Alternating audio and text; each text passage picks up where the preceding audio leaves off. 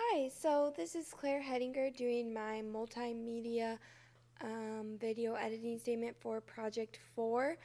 I ended up interviewing a university student who had a concussion after a bike accident by the English building.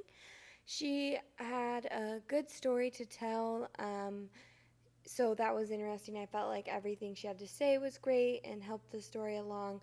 One thing that I think I would have liked to have better in the future, and I think that I can do better with this on my other projects coming up, is to have someone who has more action surrounding the story that they're telling me, so that when I am trying to make a video that can be pleasing for people, um, that like whoever I interviewed can have action, and so then when I'm doing the B-roll it makes more sense and looks more natural than just like, oh, here she is on the bus, or here she is walking down the street.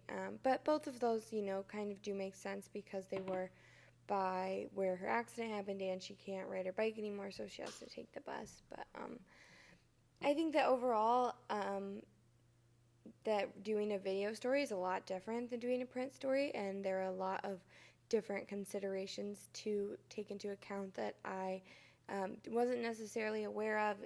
As I mentioned before, having someone who has exciting action can make for a better story.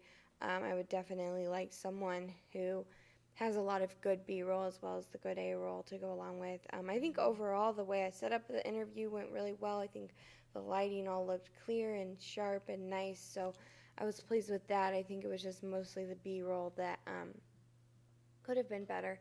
The editing process actually went okay. I felt like I kind of had a grasp of how to do everything and how to, edit the video so that it made sense, and could make a story. It was just that the content I had to work with wasn't that good.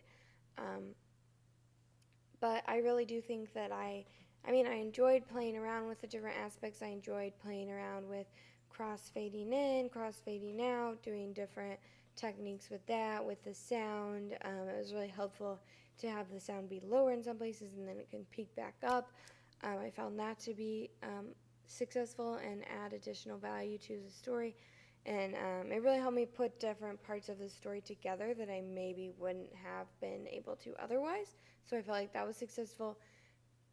Another thing was it was really hard to get someone to let me interview them, um, which, I do have trouble with sometimes when doing a print story, but it just seemed like there was an extra additional barrier in place that someone was like, oh, there's going to be a video about me, and that seemed to turn them off a little bit more because I probably, asked 3 or 4 different people if I could talked to them, and they all said no until finally, I found Madeline, who had her concussion and her bike accident. So, that seemed like the best option that I had available of who was willing to talk to me. So, I just kind of had to make it work. And sometimes in journalism, I think you just have to make it work. And for me, my experience is in writing, and I've been writing my whole life, so I can, make things work a little bit better. But with this video, it was like, well, I'm making it work, but it may not turn out as stellar um, as maybe a story would. And another thing I didn't really think about before is you have to do so much planning before about how you want it to look, how you want the B-roll to be, what kind of lighting you're going to plan for, so what time of day you have to go out and do it. All those additional considerations that you have to think of when doing a video story when, if you're doing a print story, you could just call someone even at 9 o'clock at night and it would turn out fine. But when you're doing a print, you have to really say, okay, or when you're doing a video, excuse me, you have to really say, like, I want this lighting at this time, and it's going to rain on Wednesday, so I have to do it on Monday, and, just different stuff like that. But I think in the future it will be a lot easier for me to do a good job at that and to do a successful job. It was just this first time that, kind of being like overwhelmed by all the new things I have to learn how to do. So overall, I think it turned out really well. I'm definitely excited to be doing video and to be learning these skills, and I'm definitely like ready to do different stories and to keep engaging with this media. And I did enjoy like the final project. I think it definitely could have been better, but I did. enjoy what I was able to put together and accomplish. So I'll definitely keep trying my best and trying new things as I continue this multimedia journey.